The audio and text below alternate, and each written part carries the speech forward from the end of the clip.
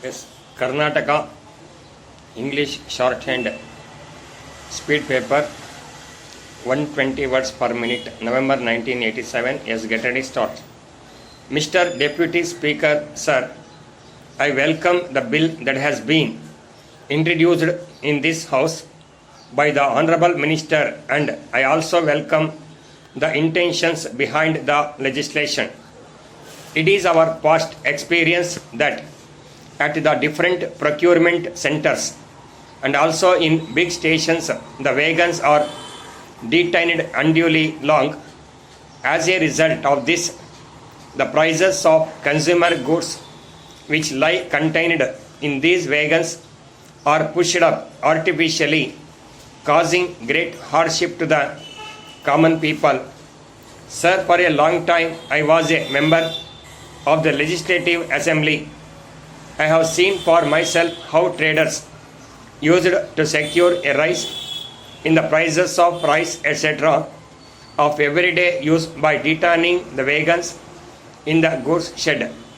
Whenever we wanted to draw the attention of the state government to this exploitation by the traders in the assembly through questions, we were invariably told that railway was a central subject and the state government could do nothing in the matter, and in this way, sir, for a very long time we were prevented to raise this issue in the assembly. Surely the need for introducing a bill of this nature as is being discussed in this House was a long felt one, and I am glad that at least after 25 years of the independence, the central government have become conscious of their responsibility in this matter. For the last 20 years, the traders have exploited the common people by artificially raising the prices of commodities of common use. And even though the present bill is a much belated action, I have no hesitation to welcome it. But while doing so, I will urge upon the minister to pay his attention to some measures for the proper implementation of the provisions of the bill. The Honorable Minister has already given expression of his good intentions to save the common people from the clutches of the profiteers and the traders, but it is also necessary to ensure that no new loopholes are found out by the traders, and for this they will have to be vigilant to plug in time and permanently for future. How can this be done? The bill has reduced the period from 30 days to 7 days within which the goods carried by the railways have to be cleared. This is a mandatory provision, and no doubt the traders will have to abide by it. But along with this, it is necessary to pay due attention to another aspect of the matter, that is the role of the road transport and the railways. Of course, it is true that the minister may not have much to do for himself directly in this matter, but still I will urge upon him to see that his department is able to maintain proper liaison with other departments of the government of India to ensure that the traders are not able to defeat the very objective through diversion of goods through road transport. If they succeed, then they will continue to enjoy their present position, and they would be able to push up the prices, and the railways will on the other hand lose their revenue too. I will now mention about some of the centers in the north and in the western railways. In some places a very large number of wagons remain blocked up, and I have been told by the railway authorities that the business community do not release these wagons in time, and as a result of this the common man has to suffer. In all these cases, the traders harass the railway authorities by altering dates or by many other means, and instances are not rare where the railways have to pay for damages to these traders. It is therefore necessary to ensure that the payment of damage should be reduced, and secondly, every care should be taken to see that the traders are not able to frustrate the objectives with which this bill has been introduced. I am sure that the Honorable Minister will pay his attention to these objectives for the proper implementation of this bill, and I will expect that in future he will be able to come forward with a much better bill in this regard. Sir, I have heard the speech of the Honorable Minister with attention. The scope of the Indian Railways bill is very limited. The railways are proposing to reduce the period of liability for loss.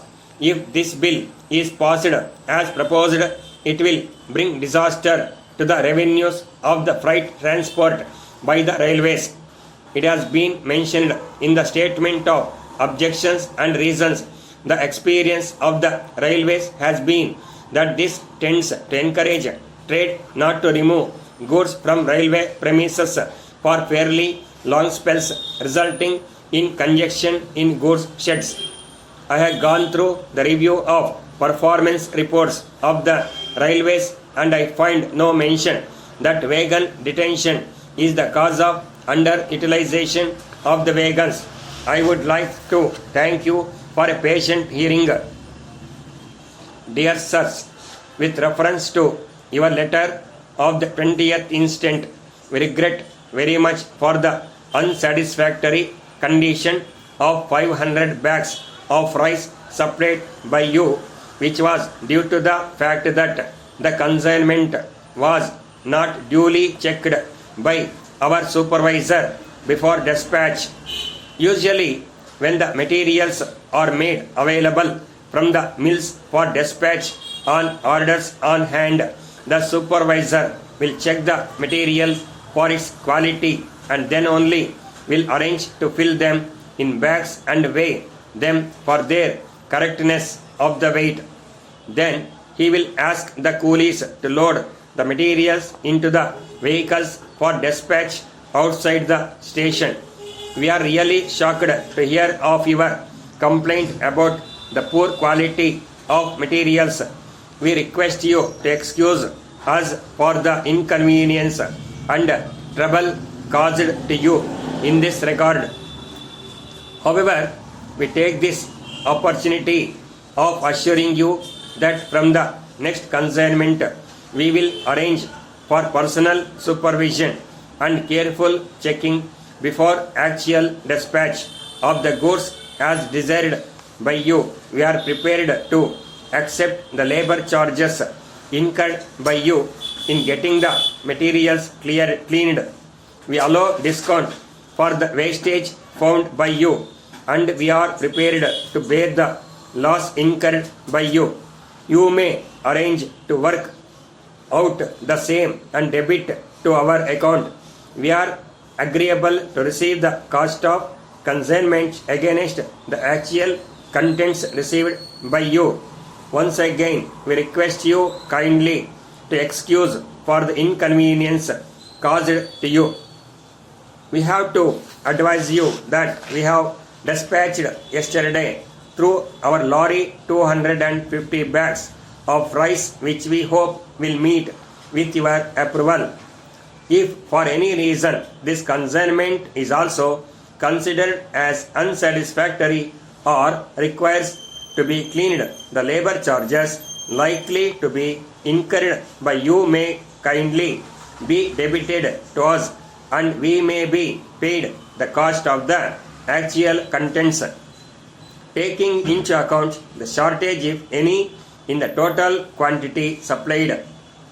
We are looking forward for your reply along with a check for the cost of materials supplied to you now, assuring you of our best services always. Yours faithfully,